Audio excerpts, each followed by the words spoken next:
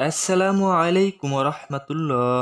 কিয়ামতের আগে শেষ রমজানে কি কি ঘটবে, কিয়ামতের পূর্বে শেষ রমজান কেমন হবে, সেই রমজানের মধ্যে আকাশ থেকে একটা বিকট শব্দ শোনা যাবে, সেটা কিসের শব্দ হবে? এমন এক রমজান আসবে যার পর এক বছরের মধ্যে আমাদের পার্থিব জীবন শেষ হয়ে যাবে। হ্যাঁ, সেই রমজানের পরে কিয়ামত আসবে। সেই রমজানের আলামত কি হবে?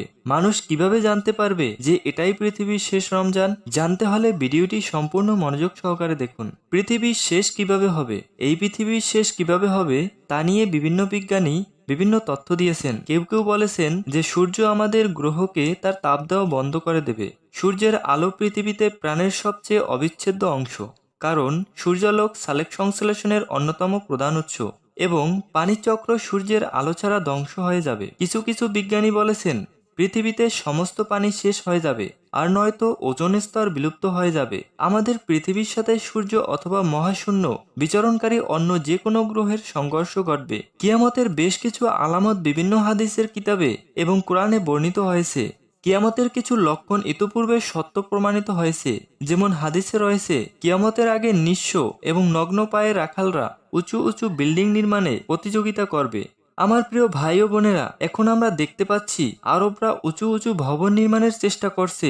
অন্য এক হাদিসে বলা হয়েছে কিয়ামতের পূর্বে দাসী তার মনিবকে জন্ম দেবে।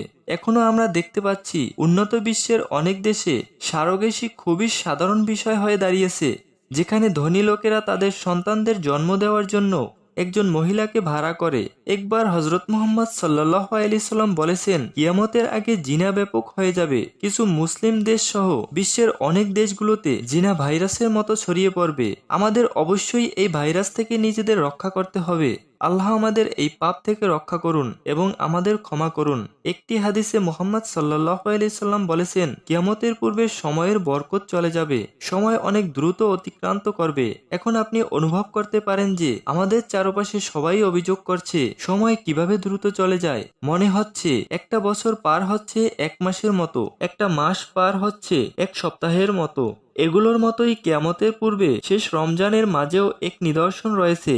নুয়াইম বিন হাম্মাদ তার কিতাবুল ফিতানে একটি হাদিস বর্ণনা করেছেন যে একবার মুহাম্মদ সাল্লাল্লাহু আলাইহি সাল্লাম বলেছেন, কিয়ামতের আগে যে রমজান আসবে তখন লোকেরা রমজানের একটি বিকট আওয়াজ শুনতে পাবে। এই আওয়াজ এতটাই রহস্যময় ও ভয়ঙ্কর হবে যে মানুষ ও অন্যান্য প্রাণীরা ভয় পেয়ে যাবে এবং সবাই এই আওয়াজের উৎস খোঁজার চেষ্টা করবে, কিন্তু তারা সেই আওয়াজের উৎস খুঁজে পাবে না। সেই রমজানের পর থেকে মানুষ তাদের ঘরের মধ্যে এক বছরের খাবার জমা করা শুরু করবে, কারণ সেই আওয়াজের পর জমিনে ফসল হবে না এবং মানুষ অনাহারে থাকবে, ব্যাপক দুর্ভিক্ষ দেখা দেবে। কিয়ামতের পূর্বে আমাদের যা সতর্ক অবলম্বন করতে হবে, মুসলমান হিসেবে আমরা কিয়ামত দিবসকে বিশ্বাস করি এবং কিয়ামতের দিন সম্পর্কে আমাদের মনে কোনো সন্দেহ নেই। তাই আমাদের উচিত সেই দিনের জন্য নিজেদের প্রস্তুত থাকা, সেই দিনের জন্য বেশি বেশি নেক আমল করা এবং আমাদের প্রতিদিনই আরো ভালো মুসলমান হওয়ার চেষ্টা করা।